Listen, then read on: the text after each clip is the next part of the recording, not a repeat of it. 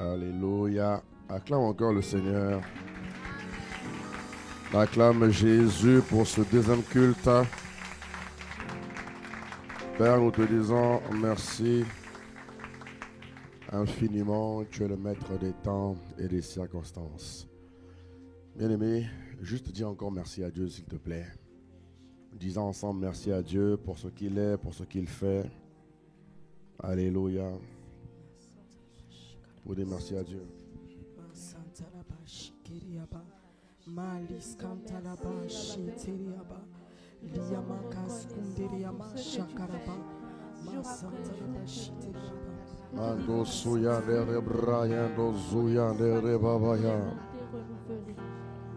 Seigneur, nous te disons merci infiniment. Merci pour tes bontés. Merci pour tes grâces. Merci pour ton amour. Merci pour ce dimanche. Nous sommes infiniment reconnaissants, Père. Merci, Jésus. Merci pour ce que tu es, pour ce que tu fais. Merci pour tes bontés. Merci de ce que ce matin, ce n'est pas le réveil qui nous a réveillés, mais c'est la grâce de Dieu. C'est ton esprit, c'est ta présence qui nous a levés, nous a réveillés ce matin. Nous sommes infiniment reconnaissants. Nous te disons encore merci pour tes grâces. Merci pour tes bontés. Merci pour ton amour.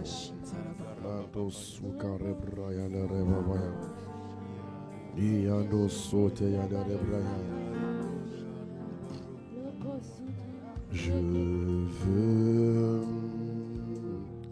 t'adorer. Je veux t'adorer en esprit et en vérité. Je veux t'adorer. Je veux t'adorer en esprit et en vérité. Abba, je veux t'adorer. Je veux t'adorer en esprit et en vérité. Ce matin, je veux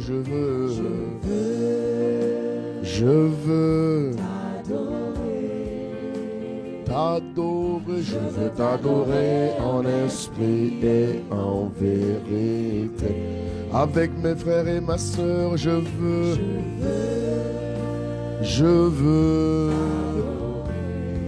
ah oui, je veux t'adorer en esprit et en vérité.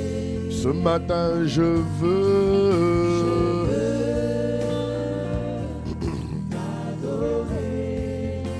ah oui, je veux t'adorer en esprit et en vérité.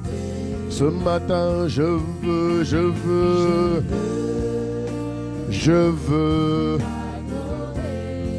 ah oui, je veux t'adorer en esprit et en vérité.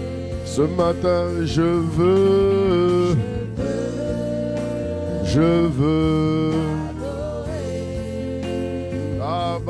je veux t'adorer en esprit et en vérité.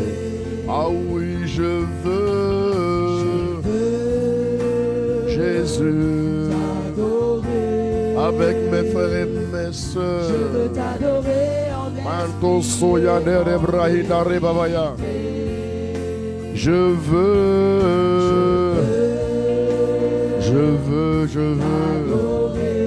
ah oui, je veux t'adorer en esprit et en vérité. Jésus, je veux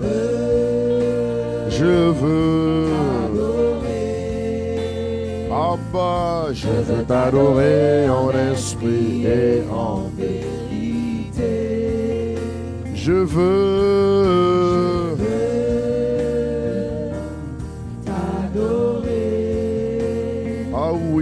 je veux t'adorer en esprit et en vérité. Je veux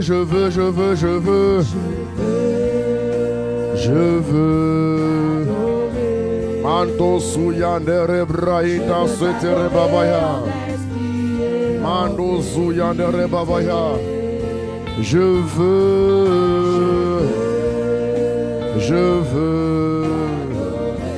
Ah oui, ah oui, ah oui, ah oui, ah oui. Ce matin je veux. Ah oui, ah bah. Mano soto ida yandere brahida. Je veux. Ah oui, ah oui, ah oui, ah oui. De tout nos cœurs ce matin, je veux uniquement toi. Ah oui, je veux t'adorer en esprit et en vérité. Je veux t'honorer ce matin. Ah oui, ah oui, ah oui. Je veux t'honorer en esprit et en vérité. Je veux. Ah oui, t'honorer de tout mon cœur. Manto soyandere bratasia. Je veux. Ah oui, je veux. Ah oui, je veux t'honorer. Je veux t'honorer en esprit et en vérité. Ce matin, je veux. Ah oui, je veux. Manto soute yandere braya. Ce matin, je veux.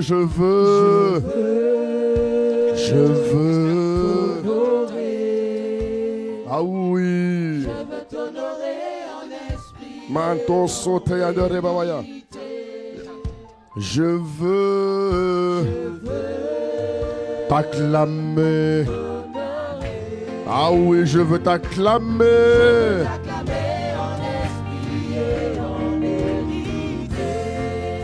Je veux t'acclamer. Je veux t'acclamer ce matin. Je veux. Ah oui. Manto sota yandere braya. Ah oui. Je veux. Oh oui, t'acclamer. Je veux t'acclamer en esprit et en vérité. Encore une fois, je veux t'acclamer. Je veux t'acclamer en esprit et en vérité. Une dernière fois, je veux t'acclamer. Je veux t'acclamer en esprit et en vérité. Ah, ce matin, nous t'acclamons, Père. Ce matin, nous acclamons le Seigneur de tout notre cœur. Ce matin, nous t'honorons de tout notre cœur, ce matin, Père. Nous t'apprécions, nous t'acclamons, nous t'élevons, car tu en es digne. Et tu en es très digne, Abba. Brayando zuyandere brakata soto yandere brahita rebabaya. Ah Seigneur, que ferions-nous sans toi? Tu as dit toi-même que sans toi, nous ne pouvons rien. Ce matin, nous te disons merci infiniment pour ce culte que tu rends possible. Ce matin, toi-même inspire les paroles de ma bouche et les pensées de mon cœur. Ce matin, parle-nous, Seigneur. Esprit de vérité, dis-nous la vérité. Inspire ce qui sera dit ici et que ta parole soit plantée dans le cœur disposé et disponible. Que ta parole nous façonne et nous transforme ce matin. qu'il nous emmène là où le Père nous attend, dans le nom de Jésus. Nous t'avons prié avec action de grâce. Amen. Amen. Et Amen. Alléluia. Merci Seigneur. Bonjour à toutes et à tous. Soyez les bienvenus ce matin. Vous êtes les bienvenus ce matin à Impact Centre Chrétien Marseille. Est-ce que tu peux saluer ton frère de gauche et ta soeur de droite et lui dire: le pasteur et moi, nous te saluons. Le pasteur et moi, nous te saluons ce matin. Nous sommes heureux de te compter parmi nous ce matin. Tu es le bienvenu ici à ICC Marseille. Alléluia. Alléluia. Dis avec moi, 2024, c'est mon année de manifestation divine et de moisson abondante. En ce 10e mois de l'année, 10 signifie complétude, plénitude, abondance. Je m'attends à vivre 31 jours de complétude, de plénitude, de récupération divine, de restitution divine, d'abondance dans tous les domaines de ma vie, dans tous les aspects de ma vie. Au nom de Jésus, c'est mon partage en ce mois d'octobre. Au nom de Jésus. Amen, amen, amen, amen, amen, amen, amen, amen. Alors, excellent mois d'octobre à toutes et à tous. Alléluia. J'aimerais encore rendre grâce à Dieu pour la merveilleuse retraite, le camp des assoiffés que nous avons eu. Alléluia. Je n'ai plus de voix, mais bon.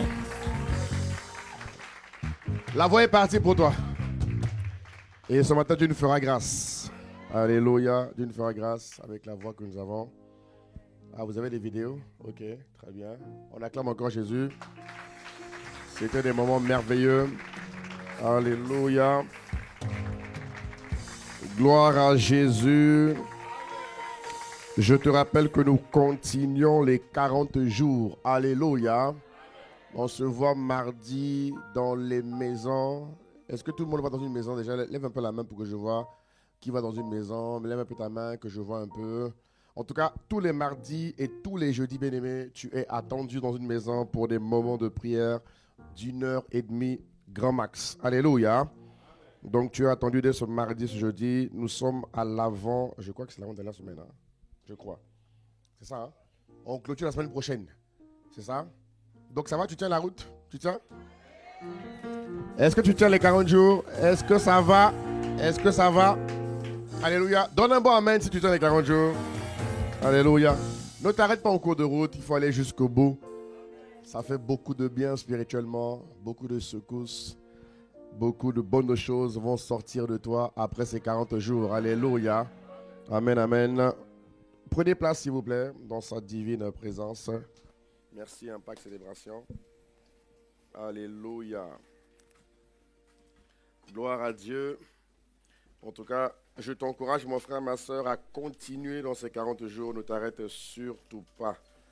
Alléluia. Ça te fera beaucoup, beaucoup de bien. Il nous reste le plus... On a déjà parcouru, on est à 3 semaines déjà. Voilà. Donc, le reste, ça va aller par la grâce de Dieu. Alléluia. Nous parlons, bien-aimés, depuis quelque temps, le Seigneur nous entretient sur une thématique très, très importante pour la fin de ces temps, de ces jours. Nous sommes rentrés dans la fin des temps. Alléluia. Et la Bible dit qu'en ce qui concerne l'Église, la gloire de la dernière maison sera plus grande et plus forte que celle de la première maison. Tu donnes un bon amen, s'il te plaît. Et pour ce faire, l'Église doit se redimensionner, elle doit se préparer, elle doit vraiment se donner parce que pour ce qui arrive, l'Église est très attendue de la part du Seigneur, mais aussi de la part de la création. Et la thématique que nous avons depuis quelques semaines qui s'intitule « Sois zélé pour l'évangélisation des nations » ou encore « Développe un nouveau zèle pour l'évangélisation des nations ». Alléluia. Une thématique importante que nous abordons depuis maintenant 3 semaines. Nous avons vu que le zèle est un ingrédient qui est très, très, très important. C'est le carburant, l'énergie dont nous avons besoin pour accomplir le mandat de Dieu. Chacun de nous est né sur la terre pour écrire une histoire. Alléluia. Chacun de nous est né sur la terre pour écrire une histoire. Sauf que toi et moi, nous sommes nés de nouveau. Alléluia. On a dit né de nouveau. Né de nouveau pour une histoire divine à écrire. Né de nouveau pour écrire l'histoire de l'expansion du royaume des cieux sur la terre des vivants. Et pour y arriver, bien aimé, pour y arriver, nous avons vraiment besoin d'être armés d'un ingrédient qui s'appelle le zèle. Nous avons vu que le zèle, bien aimé, est une ardeur ou encore un engagement complet de ce que nous faisons pour accomplir le mandat, pour accomplir le but de Dieu pour ta vie. Mon frère, ma soeur, il faut être engagé à 100%. Être engagé à 1000% même. Alléluia. Être engagé à 2000%. En tout cas, être pleinement engagé. Nous avons vu que le zèle, c'est vivre un amour brûlant pour Dieu, une passion pour le service de notre prochain. Et c'est avoir un désir ardent de plaire à Dieu et de faire sa volonté. La Bible nous dit dans le livre de Colossiens, chapitre 1, au verset 9. Colossiens 1, le verset 9, c'est l'apôtre Paul qui dit, je prie que vous soyez remplis de la connaissance de la volonté en toute sagesse et intelligence spirituelle. Alléluia. Faire la volonté de Dieu, mon ami, c'est un grand, grand travail. Ce n'est pas petit. Ce n'est pas juste chanter, Seigneur, je vais faire ta volonté. Non, il faut le chanter, mais le faire, c'est toute une autre histoire. Et Paul nous montre ici, à travers ce passage, il dit que vous soyez remplis de la connaissance de sa volonté en toute sagesse et intelligence spirituelle. Ça veut dire que la volonté de Dieu n'est pas statique, elle est dynamique. Alléluia. La volonté de Dieu n'est pas statique, elle est dynamique. Ça veut dire que pour chaque saison, il y a un niveau où il y a une certaine énergie que tu dois avoir pour accomplir la volonté de Dieu. Et cette énergie provient de ton zèle. Alléluia. Parce que être zélé, mon frère, c'est avoir un amour brûlant pour Dieu. Être zélé, c'est faire progresser la volonté de Dieu ainsi que sa gloire dans le territoire, dans l'univers où Dieu t'a établi. Être zélé, c'est aussi être énergique et motivé. Dis avec moi, motivé. Pour les affaires du Seigneur. Alléluia. En tout cas, je prie qu'au mois d'octobre, ton zèle augmente encore plus. Je prie qu'au mois d'octobre, ton zèle soit multiplié à l'infini. Que tu sois connu comme quelqu'un de très, très énergique et motivé pour les affaires du Seigneur. Donne-moi un bon amen et je continue. Et le zèle est important parce que la Bible dit que dans la fin des temps, c'est vrai que l'église de la fin sera plus grande que la première, mais Satan ne veut pas que l'église fasse son boulot. Satan ne veut pas que l'église accomplisse son mandat. Satan ne veut pas. Satan s'est engagé. Il a dit qu'il fera le nécessaire, bien aimé, pour t'empêcher et m'empêcher de faire le job. Il dit dans le livre la Bible dit dans le livre de Matthieu, chapitre 24, il dit que dans les temps de la fin, l'iniquité va s'accroître. La progression du mal, le mal va progresser. Voilà. Alléluia. Au point où l'amour de Dieu dans notre cœur risquera d'être atteint et désactivé. Je prie que ça ne t'arrive pas. Je prie vraiment que ça ne t'arrive pas. C'est pour te montrer, donne un bon amen s'il te plaît. C'est pour te montrer, mon frère, ma soeur, que, ah oui, qu'il y a de belles choses qui nous attendent et que l'Église va devoir travailler un peu plus. Alléluia. L'Église n'est pas une époque où elle doit dormir, où elle doit s'assoupir, où elle doit... Non, l'Église a une époque où elle doit doubler en efficacité, doubler en vigilance, doubler en prudence, doubler en investissement et en engagement pour ou dans les affaires du Seigneur. Alléluia. Si Satan dit, si la Bible nous prévient, elle nous dit que dans les temps de la fin, le mal va augmenter, ou encore l'iniquité va s'accroître, ça veut dire que l'ennemi va tenter de pouvoir limiter l'Église, empêcher l'Église de manifester la dimension de la dernière Église. Et moi, ma prière, c'est que chez nous, il échoue. C'est qu'à Marseille, il échoue. Je prie que dans ta vie et dans ma vie, l'ennemi échoue lamentablement et terriblement. Dans le nom de Jésus-Christ. Donne un bon amen et je continue. Et l'un des moyens, c'est de garder l'amour brûlant. Lorsque l'amour est brûlant, Satan ne pourra pas prendre cet amour. Mais si l'amour est trouvé tiède, là, il pourra s'en emparer. Voilà pourquoi rester zélé, développer le zèle, te permettra de garder cet amour qui est brûlant dans ton cœur.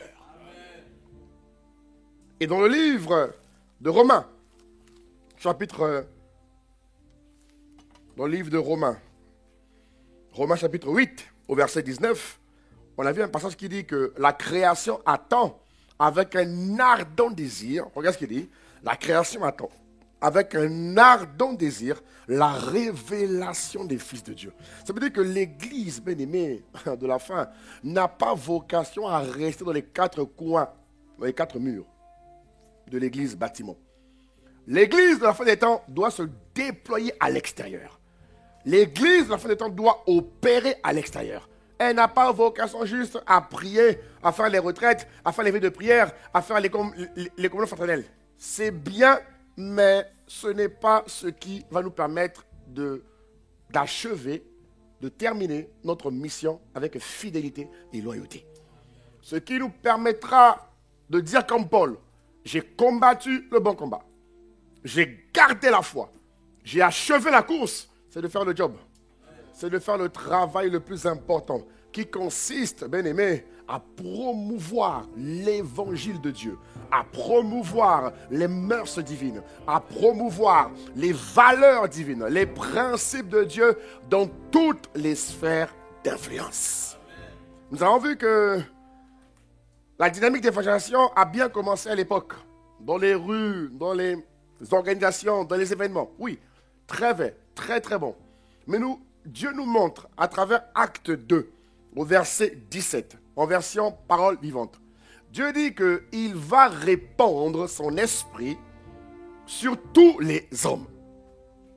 Ça veut dire que la manière dont l'esprit a opéré dans les années d'avant, avec les prophètes, avec les pasteurs, avec les évangélistes, avec les docteurs, Dieu dit que cette dynamique d'esprit-là va saisir maintenant tous les hommes. Et je parle de toi quand je dis tous les hommes, mon frère. Je parle de toi, ma soeur, quand je dis tous les hommes. Ça veut dire que l'Église de la fin des temps va être revêtue d'une puissance beaucoup plus forte que celle de l'Église primitive. Et tout ça, Dieu le fait pour un but. Il dit, vos fils et vos filles vont prononcer les paroles que je leur inspirerai. Vos jeunes gens auront des visions. Ce niveau de puissance, ce niveau de force, ce niveau d'autorité sera proportionnel à ce que Dieu nous demande. Dieu ne veut pas qu'on aille juste dans les rues, dans les avenues, organiser des événements, des concerts, des festivals, c'est très très bien. Mais Dieu veut que son évangile aille au plus haut niveau de la nation. Parce que lorsque l'évangile aura atteint ce niveau, elle permettra à ce que toutes les populations soient bénies. Toutes les populations profitent de vivre selon les normes du royaume des cieux. Parce que Dieu est le créateur de tout homme et de toute espèce humaine. Et Dieu est le seul garant. Seul garant de quoi? De la vie paisible dont tout homme a besoin. Il n'y a que Dieu pour donner la paix à l'homme. Il n'y a que Dieu pour donner la paix à une femme. Il n'y a que Dieu pour donner la paix à un humain. Dieu seul sait. Il sait emmener un humain à ne manquer de rien. Il n'y a pas mieux que... Elle dit que je ne connais pas quelqu'un qui te connaît mieux que Dieu. Même ton père, hein, même ta mère, si tu aimerais même ta femme, même si elle te voit, elle ne te connaît pas mieux que Dieu. Dieu nous connaît mieux que nous-mêmes. Ça veut dire que Dieu sait ce qui est bon pour nous. Et si Dieu décide que la fin des temps soit marquée par cette dynamique, où il veut que le royaume, l'évangile atteigne les plus hauts niveaux, c'est pour permettre à ce qu'une multitude d'hommes et de femmes soient sauvés et qu'une multitude d'hommes et de femmes entrent dans le royaume des cieux. Et c'est ce que nous allons faire ici par la grâce de Dieu, ici à Marseille. Donne encore un bon amen ou acclame Dieu et je continue. Alléluia. Amen. Alors depuis la semaine dernière, nous avons vu quelques raisons. 7 raisons pour lesquelles l'Église doit être positionnée ou encore siéger aux portes. Nous avons vu que les portes sont des plateformes spirituelles ou encore humaines et matérielles qui permettent à ceux qui sont élevés en autorité de véhiculer, de transmettre des valeurs, des mœurs, des aspects comportementaux qui vont influencer une bonne partie de la population. Nous avons vu que dans chaque porte ou encore dans chaque sphère d'influence, il y a des personnes qui sont élevées. Et nous avons vu que le monde entier est sous la pression du malin. Autrement dit, les esprits gouvernent les hommes. Et les esprits vont saisir ces portes-là pour pouvoir transmettre, pour pouvoir influencer, pour pouvoir diffuser la manière dont ils veulent que quelque chose se passe. C'est ce qu'on appelle les dominations. Dans chaque nation, dans chaque ville, il y a des dominations spirituelles. Ce sont des esprits qui veillent à ce que le comportement, les habitudes, le caractère soient manifestés comme Satan le veut. Et ces esprits savent que pour qu'une population adopte le système de pensée maléfique, il faut qu'ils touchent la tête. Donc, qu'est-ce qu'ils vont faire? Ils vont passer par les têtes. Voilà, psaume 24, je crois, au verset 9. Voilà, très bien, ici, au 7, verset 7, pardon. Il dit, porte et levez vos linteaux, élevez-vous, porte éternelle, que le roi de gloire fasse son entrée. Ici, ça nous montre clairement, de même que Dieu a besoin de passer par les portes pour établir son règne, sa puissance et sa gloire, les esprits maléfiques font pareil. Voilà pourquoi les autorités sont la cible primordiale des autorités. Et l'apôtre Paul dit, priez constamment pour ceux qui sont élevés en autorité, afin que leurs décisions ne soient pas influencées par les esprits malins, afin que leurs décisions et leurs projets ne soient pas inspirés par des esprits, par les forces du mal. Mais priez pour que les esprits divins aient le plein contrôle. Priez pour que ces personnes-là soient influencées par les esprits divins, afin que les projets de Dieu pour la nation s'accomplissent. Ça garantit le salut, la stabilité et l'épanouissement des populations. Voilà pourquoi la Bible dit, heureuse la nation dont l'Éternel est Dieu. Heureuse. Ça veut dire qu'une nation dont l'Éternel n'est pas Dieu, elle est malheureuse. Oui ou non? Elle est malheureuse. Et l'Église doit travailler à ce que cette parole se manifeste. L'Église doit veiller. Si l'Église est à Marseille, l'Église de Marseille doit veiller à ce qu'on dise, Marseille, tu es heureuse parce que l'Éternel est ton Dieu. Et ce n'est pas juste de le dire. Ce n'est pas juste de prier ainsi. Non, il faut que ça soit matérialisé. De manière concrète. Vous comprenez? Dans la vie de la population. Vous comprenez?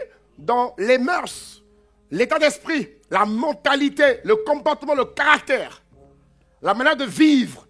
Toutes ces choses-là doivent être régulées par la présence de Dieu. Voilà pourquoi lorsque l'Église travaille à cette dimension, je vous garantis que le salut des populations sera beaucoup plus important que ceux et celles que nous rencontrons en journée quand on sort pour évangéliser. Alléluia. Et la dimension de chaque jour nous permet, cette dimension dont je vous parle, nous permet d'atteindre la dimension de chaque jour. La Bible dit que chaque jour, il y avait des personnes qui acceptaient Jésus-Christ. Chaque jour, le nombre de ceux qui croyaient en Dieu ne cessait d'augmenter. Dis-moi chaque jour. Dis encore chaque jour. C'est écrit dans le livre de Actes. Il dit le nombre de ceux qui croyaient en Dieu ne cessait d'augmenter. Il faut qu'on arrive à Marseille, à cette effervescence-là. Une dimension, une dynamique où chaque jour, par la grâce de Dieu, quelqu'un à Marseille donne sa vie à Dieu. Alléluia. Il faut que la paix de Dieu soit de plus en plus établie à Marseille. Il faut que la paix de Dieu soit constatée dans tous les arrondissements de Marseille. Par la prière, mais aussi par l'action. Parce que la prière exige l'action. Alléluia. Et nous avons parcouru plusieurs points. Nous avons vu 4 points la semaine dernière. Et ce matin, je vais rentrer dans le 5e point. Nous avons vu 4 points importants qui expliquent pourquoi est-ce que l'Église, dis moi l'Église, dis encore l'Église. Et je parle de toi, mon frère. Pourquoi est-ce que l'Église doit siéger aux portes? Pourquoi est-ce que tu dois siéger aux portes? Tu es lumière du monde, tu es celle de la terre, tu n'es pas né pour être derrière la porte, tu es né pour être une porte. Tu n'es pas né pour tenir la porte, tu es né pour être une porte. Tu es né pour influencer, pour véhiculer, oh bien-aimé, un message divin. Alors je prie que le Seigneur t'accorde la grâce d'aller jusqu'au bout de ta mission. Alléluia. Et donc ce matin, je vais voir les 3 derniers points sur les 7 que j'avais commencé donc la semaine dernière. Alléluia. Le 5e point est celui-là. Il est basé sur le livre de Psaume 75, au verset 8. Donc je répète rapidement. Premier point, ne recherchez pas à siéger et à être influent comme les gens de ce monde. Deuxième point, l'influence de l'Église sur le monde sera manifeste lorsque les fils du royaume seront révélés. Troisième point, siéger à une porte ne signifie pas avoir beaucoup d'argent. Ça veut dire par là que l'argent n'est pas le moyen par lequel Dieu va t'élever. Tu me suis donné un bon amen. Ensuite, le 4e point que nous avons vu, c'est siéger à une porte ne suffit pas avoir un titre. Et ce matin, je veux voir avec toi que ceux qui siègent, 5e point, ceux qui siègent dans les portes, ce sont des personnes qui ont été élevées par le Seigneur. Psaume 75, il dit, mais Dieu est celui qui juge. Commence avec le verset 7, s'il te plaît. Verset 7. Le 7. S'il te plaît, la régie, le 7. Le 7, il dit, car ce n'est ni... On peut le lire ensemble, s'il vous plaît. 1, 2, 3, lisons. Il dit, car ce n'est ni de l'Orient, ni de l'Occident, ni du désert que vient l'élévation. Arrête-toi. Ça veut dire que l'homme spirituel ne court pas après l'élévation. La raison pour laquelle les hommes courent pour l'élévation, c'est parce que l'élévation promet des bénédictions. L'élévation promet des avantages. Ça va? L'élévation promet des moyens. Ok? Mais Dieu nous dit ici que pour nous, enfants de Dieu bien-aimés, siéger aux portes, les portes par lesquelles les hommes influencent. Il dit, ce n'est ni de l'Orient, ni de l'Occident. Ça veut dire, ne cherche pas à être élevé par quelqu'un. Laisse Dieu lui-même t'élever selon le temps qu'il a réservé pour toi. Donne un bon amen, s'il te plaît. De toute évidence, tu seras élevé. C'est une évidence. Non, sérieusement, c'est une évidence. Comment je le sais? Genèse, chapitre 12, au verset 2. Donc, termine d'abord, s'il te plaît. Ok, c'est bon. Ok, on va revenir après. Il dit, je ferai de toi une grande nation. Donc, ça veut dire que l'élévation n'est même pas un sujet pour lequel tu dois prier. Mon frère, est-ce que tu me suis ce matin? Ma soeur, l'élévation n'est même pas un sujet pour lequel tu dois prier. Dès lors que tu es engagé à faire la volonté de Dieu, Dieu va t'élever. Dès lors que tu es engagé à promouvoir les intérêts de Dieu, Dieu va t'élever. Il dit ici, je ferai de toi une grande nation, je te bénirai. C'est clair, comme le jour. Ouais. Je rendrai ton nom grand. Ça veut dire que tu auras une grande influence. Et ce qui m'intéresse, et regarde la fin. Dieu fera de nous une source, pour ne pas dire des sources de bénédiction. Et là, toi et moi, on doit crier un bon amen, un bon amen, un bon amen, un bon amen. Que Dieu fasse de nous des sources de bénédiction. Au nom de Jésus. Acclame Dieu, s'il te plaît. Alléluia. Alléluia. Donc, mon point, c'est, mon frère, ma soeur, ne cours pas après l'élévation. Aussi attirant, aussi brillante qu'elle soit, cette élévation, ne cours pas après elle. Non. Tu es né dans un royaume où tout le monde est dans l'élévation. Élevé chez nous, ce n'est pas un scoop, c'est normal. Et ça ne pas dire rien, là. Non, le chrétien n'a pas à courir pour ça. Le chrétien doit courir pour chercher le cœur de Dieu. Le chrétien doit courir pour chasser le cœur de Dieu. Le chrétien doit courir pour désirer. C'est là que tu dois courir. Mais le chrétien ne court pas pour l'élévation. Non, non, non, non, non. Non. L'élévation est déjà programmée. Tout enfant de Dieu, en Christ, tout le monde est élevé. Dieu n'a jamais voulu qu'il y ait une partie qui soit élevée et d'autres qui sont en bas. C'est impossible. Dès lors que tu es en Christ, mon ami, tu es appelé par la grâce de Dieu à être un homme et une femme d'influence. Amen. Amen.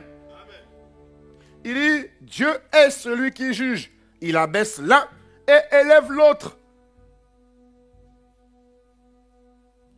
Donc, laisse Dieu t'élever. Toi, tu dois poursuivre le cœur de Dieu, mais aussi la parole de Dieu. Tu dois te préparer au maximum. Voilà pourquoi il dit en Jésus 1:8, il dit que ce livre ne s'éloigne pas de ta bouche. Il faut que ta bouche soit remplie de la parole de Dieu. Il faut que ton cœur soit rempli de la parole de Dieu. Il faut que tes pensées soient remplies de la parole de Dieu. Parce que là-bas, dis avec moi là-bas, quand tu vas y arriver, mon frère, ma soeur, il faut que tu sois chargé. Pas pour un temps, pour toujours. Pas pour un temps, pour toujours. Alléluia. Donc le chrétien ne doit pas se décarcasser pour être élevé. Non, il doit se préparer. Mais il ne le fait pas pour miser l'élévation. Il se prépare à être la vraie lumière qu'on attend. La création attend avec un ardent désir la révélation des fils de Dieu. Quand tu sais qu'on t'attend quelque part, tu te prépares afin que l'attente soit honorée. Alléluia. Tu te prépares afin que cette attente-là soit honorée. Et l'un des meilleurs moyens de te préparer pour l'attente, mon frère, ma soeur, c'est d'être solidement enraciné en Christ. C'est d'être rempli de la parole de Dieu. Il a dit que ce livre ne s'éloigne pas de ta bouche, qu'il ne s'éloigne pas. Médite, pratique, parce que là où tu vas aller, tu as besoin d'être solidement planté, solidement fondé. Solidement. Et je prie que tu le sois dans le nom de Jésus-Christ. Beaucoup d'enfants de Dieu vont rentrer dans les sphères. Beaucoup. Mais très peu finissent jusqu'au bout. Pasteur, il va en donner un enseignement très fort il y a quelques années. Les principes d'accès et de longévité dans les palais. Un enseignement très, très puissant. Je ne sais pas si tu l'as écouté. Mais en tout cas, si tu aspires à servir Dieu jusqu'au bout, il faut que tu l'écoutes. Il t'explique, il te détaille comment est-ce que ça se passe. De maintenant jusqu'à la fin. Il te montre ce qu'il faut faire. Il te montre ce qu'il ne faut pas faire. Tu vois? Et une des choses qu'il dit, c'est que l'enfant de Dieu, le né de nouveau, ne court pas après les promotions. La promotion va venir à toi. C'est toi qui deviens l'aimant de la promotion. Tu deviens l'aimant de l'élévation. Tout enfant de Dieu est paramétré pour la gloire de Dieu. Tout enfant de Dieu est né pour vivre la gloire de Dieu. Tout enfant de Dieu n'est pas... Elle dit que tu n'es pas né pour l'amalgame et la confusion. Non. Il te suffit juste de pratiquer ce que Dieu te demande. Et je prie que tu le fasses au nom puissant de Jésus-Christ. Sixième point. Sixième raison pour laquelle l'Église doit siéger dans les portes. Il dit, En Romains 12, au verset 16. Romains 12, il dit, ayez les mêmes sentiments les uns envers les autres. Tu vas dire, mais les pasteurs, tu insistes. Regarde ce qu'il dit. Il dit, n'aspirez pas à ce qui est élevé. Ah. Dis amen. N'aspirez pas à ce qui est élevé. Mais laissez-vous attirer par ce qui est humble. Waouh. Oh, acclame Dieu. Vraiment, Dieu est fort. Ah, Dieu est fort. Ah. Ne soyez point sages à vos propres yeux. Alléluia. Amen. Quel est mon point ici? Dans le 6e point, c'est aspire à la tâche du titre, mais pas au titre. Aspire à la tâche qui est liée à la responsabilité que tu veux occuper. Aspire à la tâche ou encore à la charge. Il dit dans 1 Timothée chapitre 3 au verset 1. Regarde ce qu'il dit. Il dit, cette parole est certaine. Et moi je dis amen moi-même. Il dit, si quelqu'un aspire à la charge, c'est un exemple d'évêque. Ça peut être à la charge de PDG. Ça peut être à la charge de ce que tu veux. Alléluia. Il dit, si quelqu'un aspire à la charge, on n'a pas dit au titre, on a dit à la charge. C'est très différent. C'est très, très différent. Dieu dit, il désire une œuvre excellente. Il désire une œuvre excellente. Que ce soit notre partage. Quel est mon point ici, mon frère? Mon point ici, c'est que nous comprenions que Dieu fait de nous des lumières, pas pour rechercher des postes d'élévation, non. Mais Dieu veut qu'une fois élevés dans ce niveau, que nous soyons toujours focalisés sur la charge. Nous soyons focalisés sur le but. Nous soyons focalisés sur ce qui est essentiel par la grâce de Dieu. Alléluia. Alléluia. Regardez un peu le cas de David. David était un excellent porteur d'armes. Un porteur d'armes, c'est qui? Pourquoi le nom porteur d'armes? Porteur d'armes, c'est une expression qui symbolise le fait de se soumettre sous la direction de quelqu'un dans le but de le décharger, de le soulager, de l'emmener à triompher victorieusement de tout ce que le Seigneur l'a confié. Jésus a dit, il faut que tu sois fidèle d'abord à ce qui est à autrui avant qu'on te donne ce qui est à toi. Ça va? Avant que tu vas d'abord commencer à être soumis à quelqu'un, avant que Dieu te confie ce qui est à toi. C'est comme ça que ça marche, par la grâce de Dieu. Ok? Et David a été un exemple remarquable. Il a été le porteur d'armes du grand roi Saül. Saül a régné très très longtemps au pouvoir. Je crois qu'il a fait 40 ans, je ne sais plus combien il a fait, ou 30 ans, bref, je ne sais plus. En tout cas, il a régné pendant longtemps. Et dans l'efficacité du service que David offrait à Saül, le cœur de Saül a un peu chaviré. Parce que Saül s'est senti à un moment donné jaloux de son porteur d'armes. Pourquoi? Parce que le peuple appréciait de plus en plus David. Amen. Ils appréciaient David par sa générosité, par son innocence, par son désir ardent de servir Dieu. Et on a vu qu'à un moment donné de l'histoire, Saül a commencé à entreprendre des actions pour éliminer David. Vous voyez, David avait tous les moyens de riposter. David avait tous les moyens de faire du mal à Saül. Mais vous remarquerez que David n'a jamais fait du mal à Saül. Il n'a jamais fait du mal à Saül. Pourquoi? Il reconnaissait que c'était un homme de Dieu et que ce n'était pas à lui de le faire. Lui, son job consistait à le décharger, à emmener Saül à triompher, à réussir sa mission parce qu'il était concerné par la charge. Sa charge consistait à rendre Saül vainqueur, indépendamment de ce que Saül pensait de lui. Et c'est des choses qui vont arriver. Bon, je ne dis pas que ton Saül va te... Alléluia. Mais mon point est de te dire ce matin, la raison pour laquelle Dieu te met là-bas, c'est pour que tu sois concerné par la tâche, que tu sois concerné par la charge, que ton but soit de rendre l'entité où tu es au numéro 1. Elle dit que même si les gars n'ont pas une bonne éthique, ils sont dans le monde, mon frère. Tout le monde n'a pas une bonne éthique dans le monde, c'est le monde. Ils sont, comment dire, ils sont gérés par ce qu'on appelle le système du monde. Et le système du monde n'a rien à voir avec le système divin. C'est pour ça que Dieu nous veut là-bas. Pour que le système divin influence le système du monde afin de garantir le salut de plusieurs nations. On va y arriver progressivement par la grâce de Dieu. Mais mon point, c'est de te dire, mon frère, ma soeur, sois un porteur d'âme, sois quelqu'un qui aspire à la charge. De même que toi-même tu seras élevé. Reste focalisé sur la mission.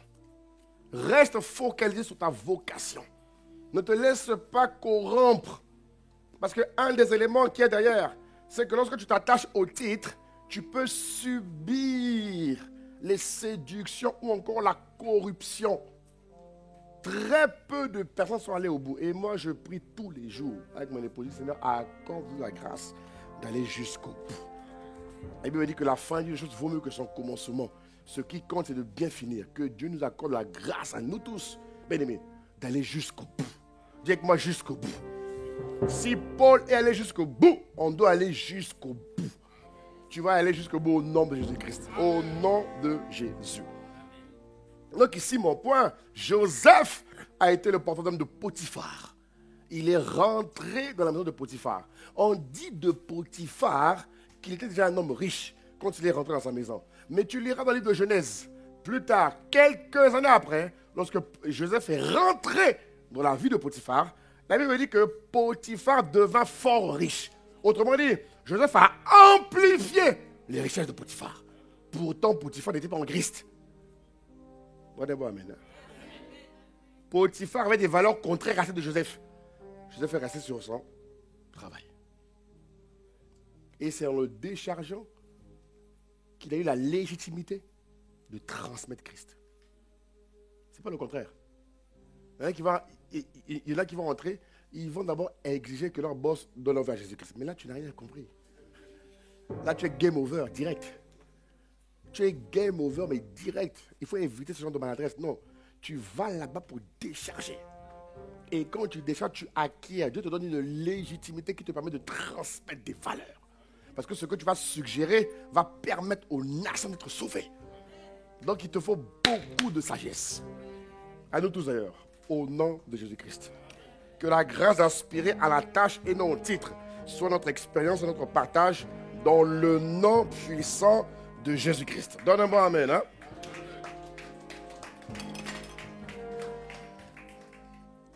Septième principe qui nous fait comprendre pourquoi est-ce que l'Église doit siéger aux portes. Et par la grâce de Dieu, dans les jours à venir, dans les semaines à venir, on va, l'implémenter par plusieurs groupes de travail. Alléluia. Amen. Par la grâce de Dieu, une fois qu'on aura déménagé. On a encore eu un peu de retard parce que les portes ne seront livrées que dans 10 jours. Donc, ça décale encore. Il faut prier pour ça. Il faut vraiment qu'on déménage. Vraiment qu'on déménage. Bon, c'était une parenthèse pour te rappeler que nous, on prie là qu'on déménage vite, vite, vite. Dis avec moi, prions ensemble jusqu'au bout. Septième point, mon frère, ma soeur. Septième point, mon frère, ma soeur. Septième point. Regarde. C'est vrai que Dieu nous appelle à être des hommes et des femmes d'influence. C'est vrai, il a dit en Genèse 12, c'est très vrai. Mais regarde la nuance que j'ai pour toi ce matin dans le septième point. Dieu rend influents ceux qui servent et non ceux qui aspirent à être servis.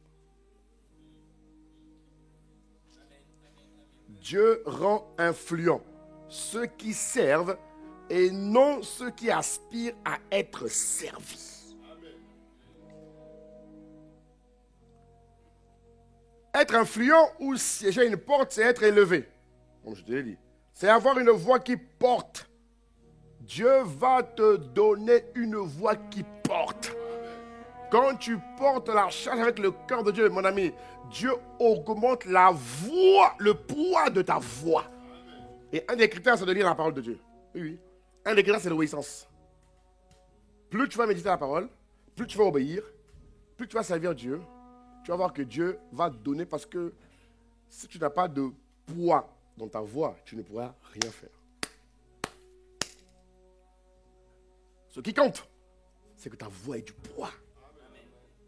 Quand tu parles, tu es écouté. Ouais. C'est ça le divin. Le divin doit être écoutable. Mais pour être écouté, c'est pas juste parler. Non. Dans ton parler là, dans ta voix, il faut qu'il y ait du poids. Donc vous comprenez de quoi je parle? Beaucoup de chrétiens sont doués, mais n'ont pas la voix. Ils sont intelligents, ils n'ont pas la voix. Il faut avoir la voix. Dis-moi la voix. La voix, c'est le poids d'être écouté quand tu parles. Lorsque tu parles, ça touche les cœurs. Lorsque tu parles, ça pénètre les gens. Et ça les pousse à changer ta vie selon ce que Dieu a réservé. Cette grâce augmente en ton nom de Jésus-Christ. Alors, Dieu rend influent ceux qui le servent et non ceux qui aspirent à être servis. Une des choses que je comprends de mieux en mieux, c'est que pour siéger à ces portes-là et pour connaître ce que j'appelle un ministère de longévité, comme les David. David a fait quasiment 40 ans au pouvoir, je crois. Joseph, toutes ces personnes-là, elles ont duré. Dis comment elles ont duré. Il faut que tu dures au nom de Jésus-Christ. Il faut qu'on dure. Que Dieu nous accorde la longévité.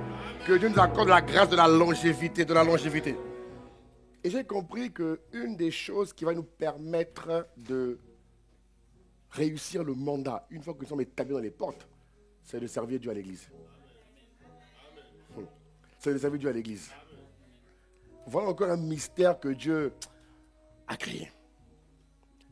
Servir, pourquoi est-ce que c'est important de servir Dieu à l'église? Je veux que tu comprennes que servir Dieu à l'église, hein, mon frère, parce que tu vas servir Dieu dans l'intimité que tu as avec lui, ok? Tu vas servir Dieu dans l'église et tu vas servir Dieu dans le monde. Les trois grandes dimensions du service. Ça va? Je sers Dieu dans l'intimité que j'ai avec lui. Dans ma vie de prière, je sers le Seigneur. Dis Amen, je sers le Seigneur. C'est un service, c'est comme il dit en Romains 12, 1. Offrez-vous comme des sacrifices. Ça va? Romains 12, 1. La deuxième dimension du service, c'est quand je sers Dieu dans l'église. Et je vais te dire pourquoi c'est important.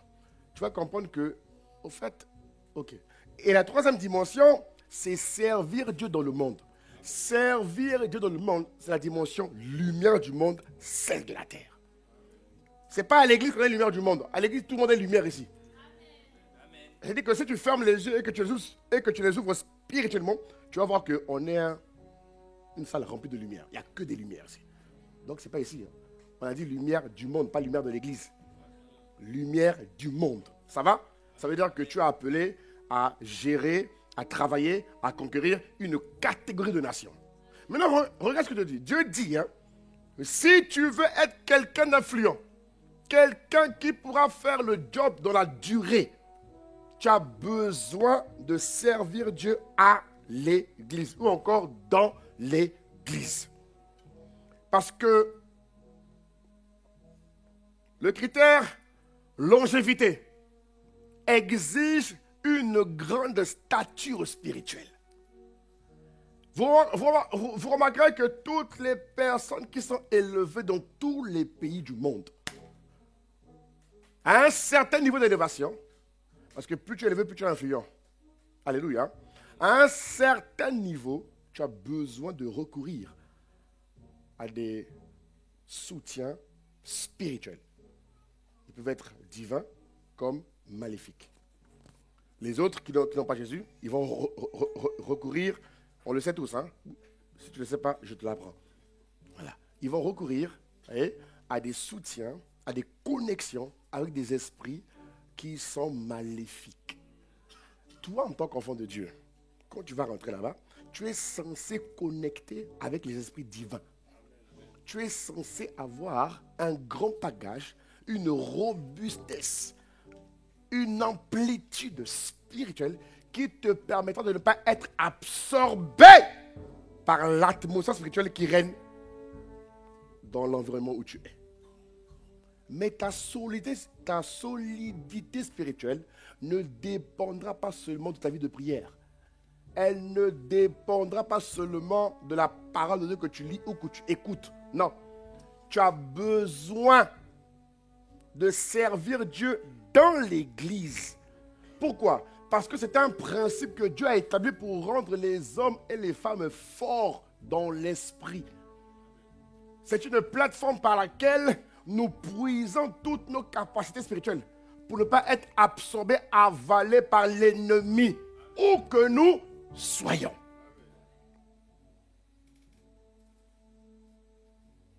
Exode chapitre 23, verset 25. Regardez. Regardez-moi bien, bien-aimés. Servir Dieu n'est pas une option. Servir Dieu à l'église, ce n'est pas facultatif. Amen. Amen. Mon frère, même si tu es dérangé, désolé, mais je dois te dire la vérité. Est-ce que vous comprenez? Non, parce que beaucoup de chrétiens ont cru jusque-là que servir Dieu à l'église, c'est optionnel. Beaucoup croient que servir Dieu à l'église, c'est aider Dieu. Hein? Toi, tu vas aider Dieu. Non, mais beaucoup le croient. Non, mais je vous dis, beaucoup le croient. Ah ben moi, je n'ai pas le temps de servir Dieu, frère. Oh là là, je suis tellement chargé en semaine que je n'ai pas le temps. Donc, toi, tu crois que servir Dieu, c'est aider Dieu, quoi. Tu n'as pas compris que servir Dieu, c'est vital. Servir Dieu est une vitalité. C'est un besoin vital, un besoin important. Pas pour nous, mais pour toi-même. Il dit ici, vous servirez l'Éternel, votre Dieu. Regarde. Ce passage ne montre pas que le service à Dieu est optionnel. Ce passage montre que c'est un commandement. Oui ou non? Il a dit, vous servirez. Il a dit que le temps, un peu comme on dit, voilà, un peu comme on dit dans les foyers là. Marie, aimez vos femmes. Un homme, dis-moi amen quand même. Amen. Bon, les hommes. Amen. Les hommes. Non mais attends, les hommes. Est-ce qu'on a dit, si tu veux, aime ta femme? Non. Est-ce qu'on a dit, monsieur l'homme, oh, aimer ta femme c'est une option. C'est pas obligatoire. Répondez-moi. Non. Les femmes là, vous qui voulez, qu'on vous aime là, répondez. Mes sœurs, répondez. Et vous ne parlez plus. Ah, tu ne parles plus, hein? Tu vois, là j'ai touché le point. T'as vu, hein? C'est-à-dire qu'on n'a pas dit aux hommes, hommes, que vous vouliez ou que vous ne voulez pas, faites comme vous voulez. Si vous pouvez, aimez vos femmes. Si vous ne pouvez pas aussi, ce n'est pas grave. Faites autant que possible d'aimer vos femmes. On n'a pas dit ça. On a dit, mari, aimez vos femmes. Ah!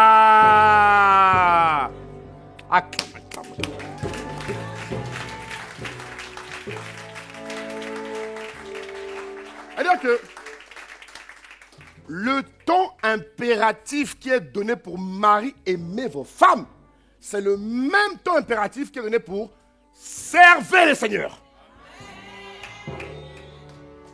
Je crois qu'il le dit dans Romains 12. Trouve-moi Romains 12, 18 ou 19. Il dit, servez. Je vais te donner le passage. Bon, trouve-moi d'abord, Marie, aimez vos femmes, quand même. Voilà. Vas-y. La région, on y va, on travaille ensemble. On y va, mon gars, on y va. On va après les commandes s'il faut. Vas-y. Regarde ce qu'il dit. On y va. Tu mets quoi même? Ah, Marie, aimez vos femmes. Éphésiens 5. Très bien. On y va. 1, 2, 3. Marie, aimez vos femmes comme Christ a aimé l'Église et s'est livré lui-même. C'est-à-dire que les maris n'ont pas le choix. Oui ou non? Ils n'ont pas le choix. Ils sont au... Amen, amen. Merci Seigneur. C'est-à-dire que les hommes, dans le contexte de la famille, du foyer, du mariage, ils n'ont pas le choix. Hein, mon gars? On est contraints, toi et moi, d'aimer nos femmes. Amen. Si on veut la paix avec Dieu, là, si on veut la paix avec Dieu, si on veut les grâces, on se doit d'aimer nos femmes. C'est obligatoire. Bon, maintenant, mets-moi Romains 12, au verset 18, je crois, ou 19, je ne sais plus. Regarde ce qu'il dit. Je ne sais pas si c'est Romains 12 ou 11. Très bien, c'est là. Voilà. 1, 2, 3. On y va. Ayez du zèle et non. Soyez. Encore. Soyez. Encore. Soyez. Et la fin c'est. Acclame Jésus.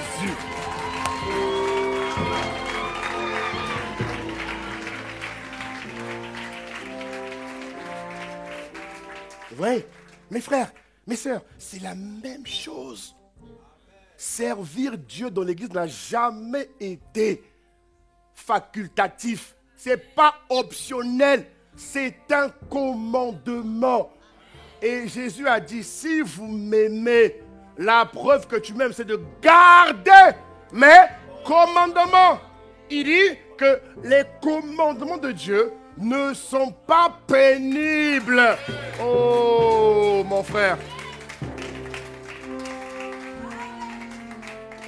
Qui aime Dieu ici? Qui aime Dieu? Qui aime Dieu? Qui aime Dieu? Waouh! Alors on va lire ensemble. 1, 2, 3.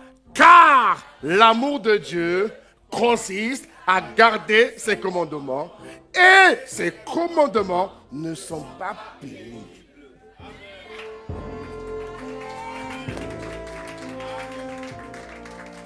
Tu vois mon frère, nous les hommes là, on est parfois pénibles.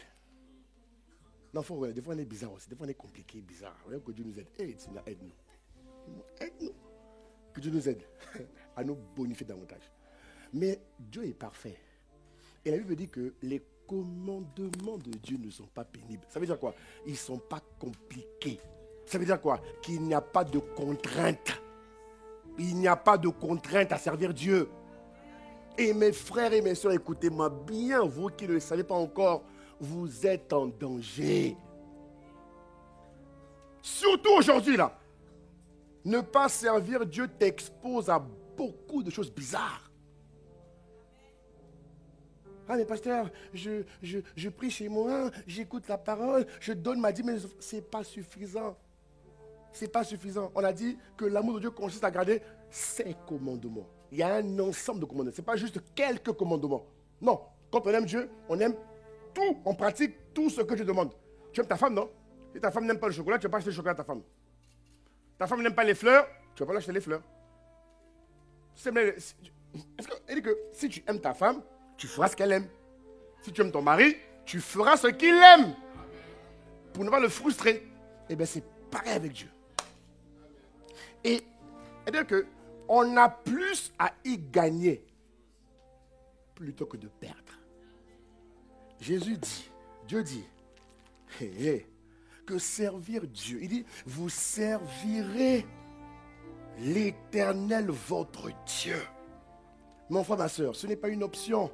Pour là où Dieu t'emmène, pour être lumière du monde, pour être celle de la terre, pour être la lumière efficace, efficiente que Dieu t'appelle à devenir, bien-aimé, on a besoin de servir Dieu dans l'église.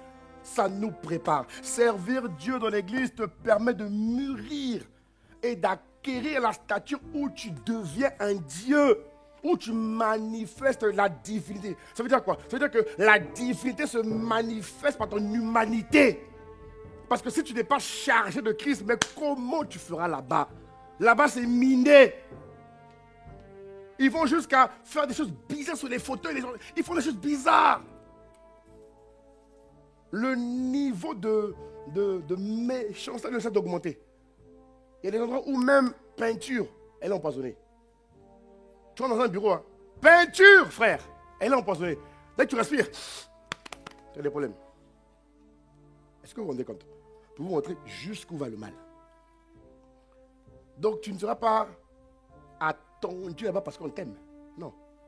Non. C'est parce que Dieu a imposé ce besoin. Dieu a dit, création, vous avez besoin de ma lumière.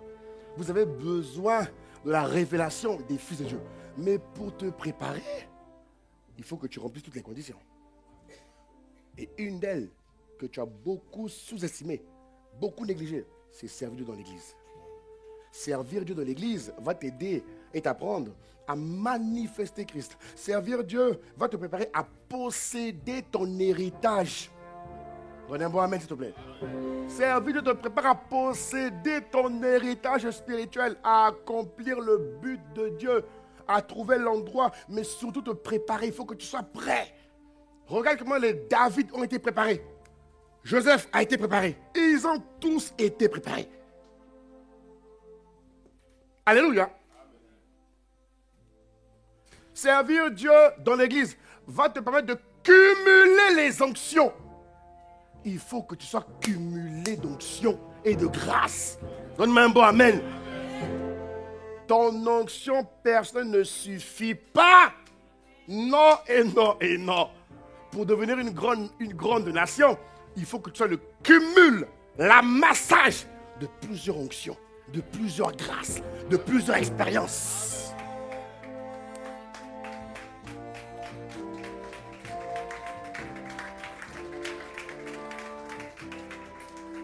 Vous comprenez? Servir Dieu va te briser. Ouais. Des fois, ça fait mal, hein? J'en suis témoin. Des fois, ça fait très mal. Ouais. Non, sérieux, ça fait mal. Ça fait mal. Ah, mon gars, ça fait mal. Ouais. Des fois, tu peux même pas dormir tellement ça fait. Mais c'est mal pour un bien. Quand tu ressors de là, non, tu es quelqu'un d'autre. Et plus tu passes par là, plus ton niveau d'invincibilité augmente. Ce n'est pas l'école qui va te rendre invincible dans ce monde là-bas. Ce n'est pas l'école. Pas l'école. L'école, c'est juste les talents. Ils vont toujours vouloir attaquer l'esprit que tu es. Toujours. Parce que c'est l'esprit qui te permettra d'aller jusqu'au bout. C'est ta stature spirituelle. Tes composants, ce que tu es, ce que tu vaux spirituellement.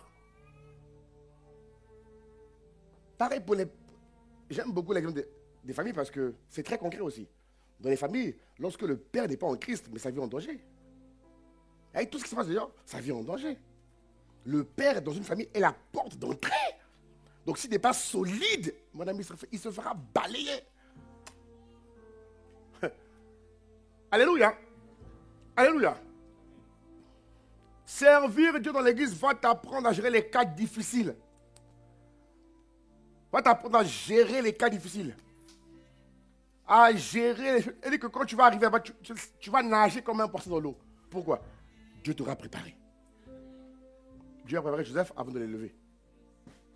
Il a fait passer Joseph par des cases, par des étapes, par des niveaux. Et c'est pareil. Dieu te prépare quand tu sers Dieu dans l'église.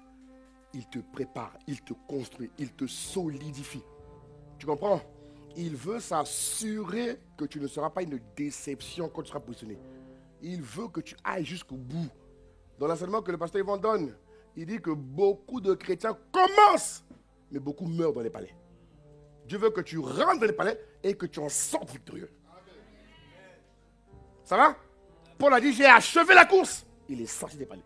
Il est rentré, il a fait son job et il est sorti victorieusement. Beaucoup meurent. Et beaucoup meurent pourquoi? Pas parce qu'ils sont mauvais. Non. Ils ne sont pas assez solides. Vous comprenez? Ils ne sont pas assez solides. Ils ne sont pas assez endurants. Ah oui. Ils ne sont pas assez persévérants. Vous comprenez de quoi je parle? Pas assez patient des fois. Mais tout ça là, Dieu te l'apprend. Où? Dans l'église. Alors si tu désires être une lumière du monde et un sel de la terre qui va aller jusqu'au bout. Qui va aller jusqu'au bout ici? Qui va aller jusqu'au bout? Jusqu'au bout. Dis avec moi jusqu'au bout. C'est la fin qui compte, hein, mon frère. Jusqu'au bout. Si tu veux aller jusqu'au bout, alors s'il te plaît, reparamètre ton mindset. Décide humblement de servir Dieu dans l'église. Et là, tu comprends maintenant que servir Dieu dans l'église, ce n'est plus pour nous. C'est pour toi-même que tu fais. En vérité, c'est pour que tu sois en harmonie avec ce que le ciel t'a réservé. Dieu veut que tu sois la lumière du monde et le sel de la terre. Une lumière qui va briller. Amen. Hein? Une lumière brillante. Dieu ne veut pas que tu sois une lumière filante. Non. Briller. Briller pendant des moments et des moments. Parce que plus tu brilles, plus tu impactes. Plus tu brilles, plus tu vas éclairer les gens. Plus tu brilles, plus tu vas faire du bien aux gens. Et Dieu a prévu que ta lumière brille pendant un certain temps. Mais ce qui va te rendre capable de tenir ce temps, ça dépend de ta stature, de ta solidité spirituelle, de ta robustesse spirituelle. Et là, tu as vachement besoin de servir Dieu dans l'église. Que Dieu te bénisse. On va se lever, on va prier. Acclame Jésus-Christ. Acclame, acclame, acclame, acclame. Acclame le Seigneur, s'il te plaît. On va se tenir debout et on va prier. On va se tenir debout et on va prier. Manto suyandere brahika soyandere babaya. Inda ziyandere brakatasia. Rava suyandere brahika yandoro babobus. Shiyandere brahindare brahindare babaya. Ah, Seigneur, nous te disons merci. Prends le temps de dire merci à Dieu. Prends le temps de dire merci à Dieu. Nous sommes l'armée de Dieu, bien-aimé. Prends le temps de dire merci à Dieu. Rends grâce à Dieu, rends grâce à Dieu, rends grâce à Dieu, rends grâce à Dieu. Rends grâce à Dieu. Dis merci à Dieu, dis merci à Dieu. Mano zouye, brakata santa yandoro brahi kazando yandere babaya. Ikasu yandere brokoto zuyandere babaya. Ah, nous te disons merci, Haba, nous te disons merci, Jésus. Manto suyandere brahi kayandoro baba yandere babaya. Zikandoro brakata zinda yandere brahi kayandoro babaya. Ziyandoro brahi kayandoro brahi dare bainare bainare baba yandere babaya. Maïna yondare brahi dare baba yandoro babaya. Ah, merci pour ta parole. Merci infiniment, Père, pour ce que tu es et pour ce que tu fais. Nous te sommes infiniment reconnaissants. C'est toi le maître des temps et des circonstances. Et merci pour la parole que tu envoies à ton peuple. Merci pour la parole que tu envoies à ton peuple. Merci pour la parole que tu envoies à ton peuple. Merci infiniment. Merci notre Père et notre Dieu. Nous te sommes infiniment reconnaissants. Nous te disons merci, Abba Père. Tu nous prépares à l'évangélisation des nations. Tu nous prépares à être des lumières du monde et des sels de la terre. Merci infiniment de ce que cette parole nous emmène à devenir davantage la lumière du monde, le sel de la terre. Nous te bénissons, nous te sommes infiniment reconnaissants. Merci de ce que tu ne nous laisses pas là où nous sommes. Merci de ce que tu nous conduis jour après jour, pas à pas. Oh Père, nous te sommes infiniment reconnaissants. Manto Soya, merci de ce que tu permets à mon frère et ma soeur de réaliser qu'il est attendu, selon qu'il est écrit, que la création attend avec un ardent désir. Un ardent désir, la révélation, la manifestation, oh, des fils de Dieu. Ça veut dire que mon frère, tu es attendu. Ma soeur, tu es attendue. Bien aimé, nous sommes attendus quelque part dans une sphère. Nous sommes attendus quelque part. Et nous devons siéger aux portes de la ville, bien aimé, afin de pouvoir véhiculer les valeurs de Christ, afin de toucher des multitudes de nations. Dieu a dit que tu seras une grande nation. Alléluia. Et l'un des moyens pour y parvenir, c'est de servir Dieu dans l'église. Alors Seigneur, accorde-nous la grâce aujourd'hui de marcher en nouveauté de vie. De marcher en nouveauté de vie. Nous te supplions, Père. Nous te supplions, Dieu, Dieu, Dieu. Dieu a une armée. Nous sommes l'armée de Dieu. Oh, écoute ce chant. Dieu, Dieu, Dieu, Dieu. Ah oui, ah oui. Qui se lève. Manton soya de l'eau. Dieu, Dieu, Dieu. Nous sommes l'armée de Dieu. Nous avons décidé de nous lever, bien-aimés, pour lui obéir. Ah, accorde-nous la grâce de t'obéir. Dieu a une armée pour le servir. Manto souya de Raya. Ah, Dieu a une armée qui se lève. Nous sommes en mouvement, bien-aimés, pour accomplir le but de Dieu de notre existence sur la terre de Marseille. Ah oui, ah oui.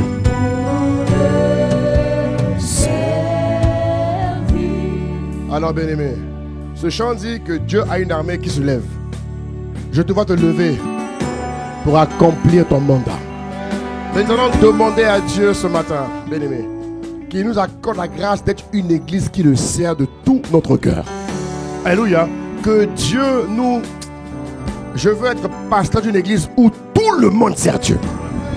Parce que mon souci, mon fardeau, bien-aimé, est que tu accomplisses le mandat. Et c'est ce qui va t'emmener à devenir la personne la plus heureuse sur la terre. Alléluia. Alors on va élever la voix, bien-aimé. On va demander à Dieu qui nous accorde la grâce à l'église de Marseille.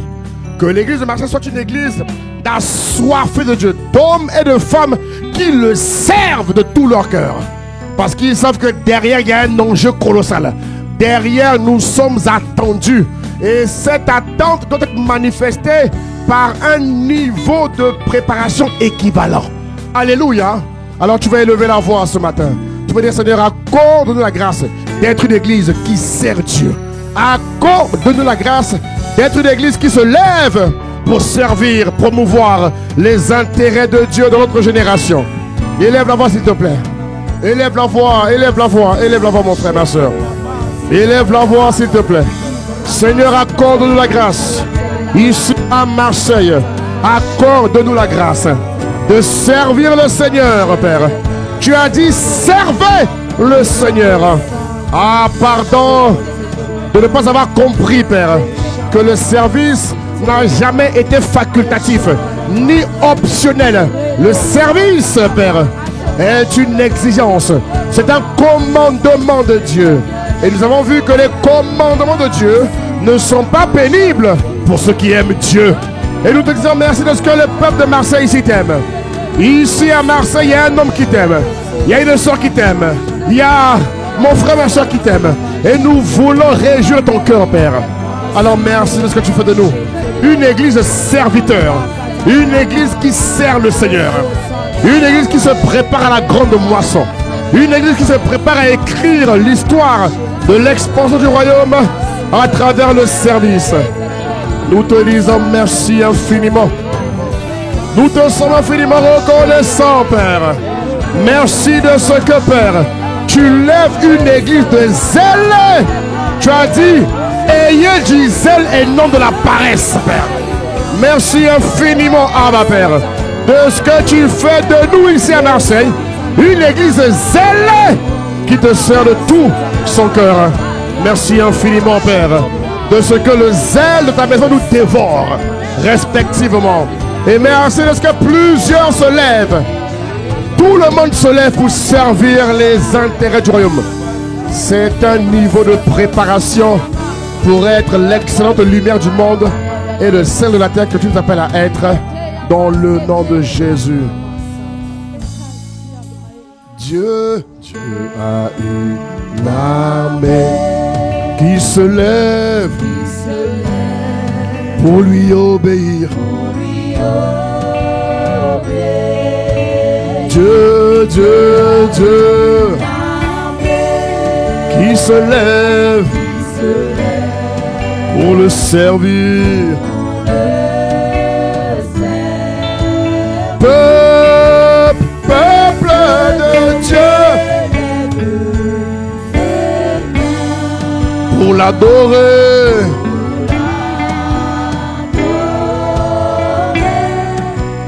Peuple de Dieu, ouvre la bouche. Dieu veut.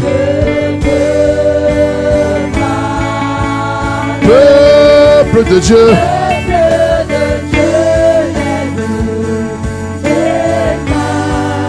pour l'adorer. Alléluia, peuple de Dieu, ouvre la bouche. Dieu veut parler.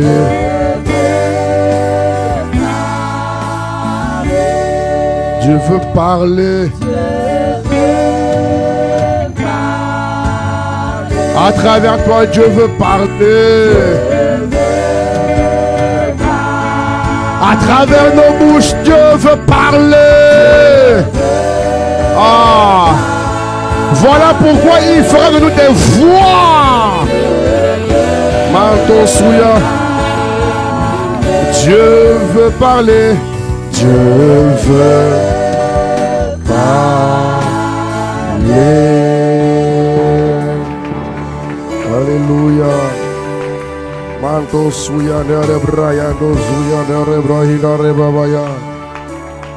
Alléluia, Seigneur, merci de ce que tu prépares l'Église à te servir et à t'obéir dans le nom de Jésus. Bien-aimés, nous allons rapidement prier pour Marseille ce jour. Amos 8:11 dit, voici les jours viennent, dit le Seigneur, l'Éternel, où j'enverrai la famine dans le pays. Mais quelle famine? Il dit, non pas la disette du pain et la soif de l'eau, mais la soif et la faim d'entendre les paroles de l'Éternel. Alléluia, nous allons élever la voix pour Marseille cette semaine. Que la faim et la soif d'entendre Dieu soient de plus en plus présentes dans le cœur des Marseillais et des Marseillaises. Alléluia. Alors élevons la voix, bien-aimés, élevons la voix, élevons la voix, élevons la voix. Seigneur, merci infiniment. Nous te sommes infiniment reconnaissants. Nous te disons merci, notre Père et notre Dieu. Merci, Abba Père, pour ce que tu es, pour ce que tu fais. Nous te sommes infiniment reconnaissants. Rakata yondo zuyandere brayita seyandere babaya. Ika zuyando rombrayina yabayandere babaya. Ika yando rombrayina yababaya bayando rombrayina babaya. Ziyandere bra. Seigneur, merci de ce que tu envoies la faim et la soif d'entendre Dieu dans le cœur des Marseillais et des Marseillaises. Nous te disons merci de ce que la faim et la soif de connaître Dieu à Marseille augmente. Elle augmente, elle augmente, elle augmente, elle augmente. Elle augmente, elle augmente, elle augmente, elle augmente. Dans tous les domaines de nos vies, dans tous les aspects de nos vies, elle augmente considérablement.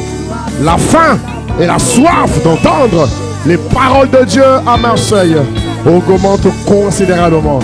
Dans tous les départements du sud de France, que la faim et la soif d'entendre Dieu augmente considérablement au nom de Jésus. Cette semaine, que la paix de Dieu soit sur Marseille, sur tous les arrondissements de Marseille.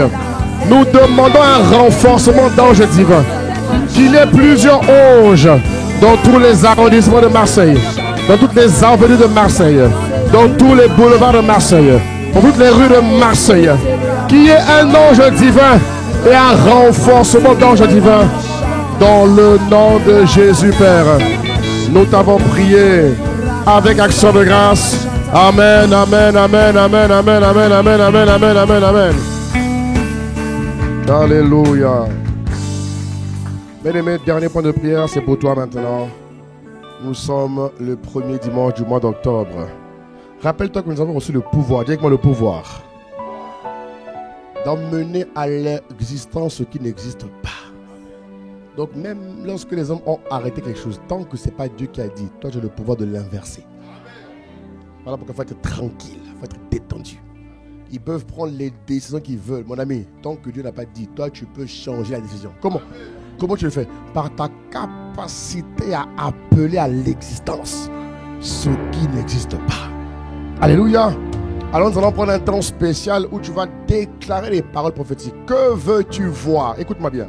Que veux-tu voir chaque lundi de ce mois d'octobre? Tu veux voir quoi? Chaque mardi du mois d'octobre, tu veux voir quoi? Chaque mercredi du mois d'octobre, que veux-tu voir? Tout dépend de toi. Que veux-tu voir tous les jeudis du mois d'octobre?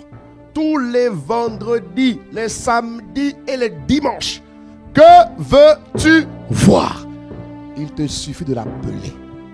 Il te suffit de le dire. Sur cette onction prophétique ici qu'il y a, il te suffit de libérer les paroles que tu crois, bien sûr. Il faut dire ce que tu crois. Il ne faut pas juste parler pour parler. Il faut dire ce que tu crois. Parce que c'est ce que tu crois qui va arriver. Si tu parles sans avoir cru, ça n'arrivera pas. Mais quand tu parles en ayant cru, cela va se produire. Alléluia. Et la nouvelle création que nous sommes, nous avons ce pouvoir de dire. Je crois que c'est dans Corinthiens qu'il le dit, de dire ce qui va arriver. Alors j'aimerais que tu prennes 1 minute ou 1 minute 10 pour dire ce qui va arriver en ce qui te concerne en ce mois d'octobre.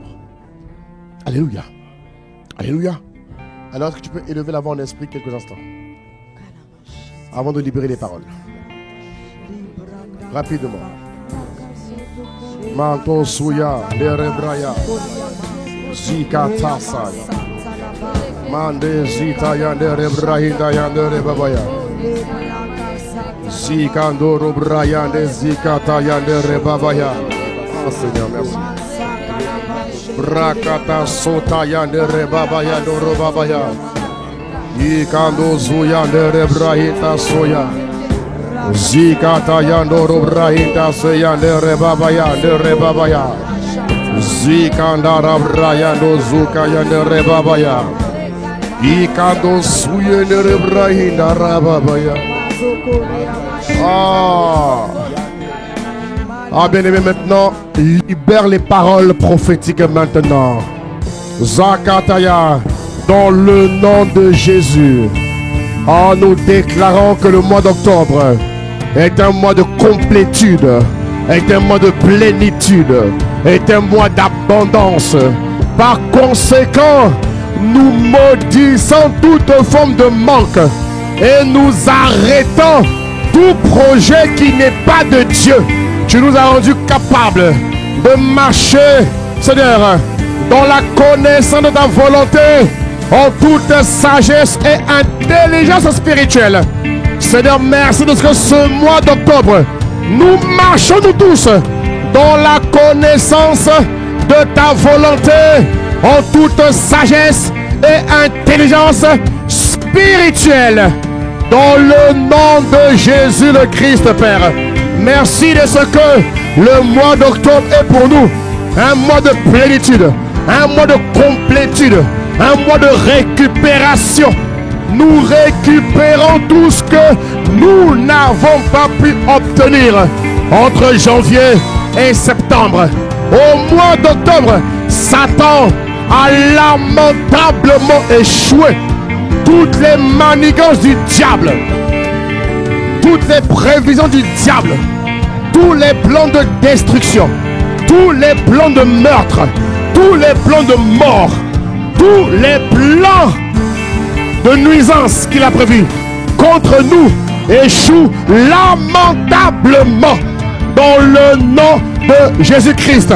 Au mois d'octobre, nous marchons clairement dans la connaissance de ta volonté.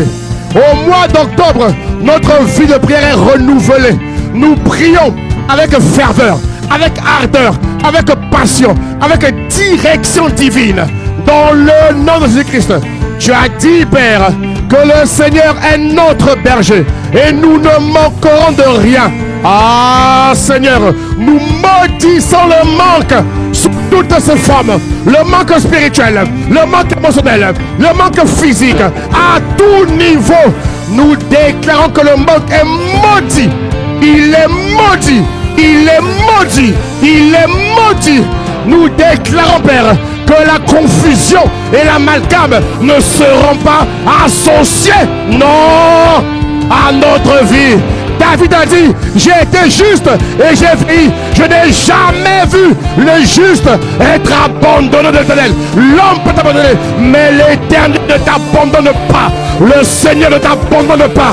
Alors je déclare sur nos vies respectives qu'au mois d'octobre, novembre, décembre, nous ne serons pas abandonnés et nous ne manquerons de rien. Dans le nom de Jésus-Christ. Au mois d'octobre, bien-aimés, nous marchons dans l'obéissance, dans la soumission à Dieu et à sa parole. Au mois d'octobre, nous lisons la parole tous les jours. Dieu produit en nous le vouloir et le faire selon son bon plaisir.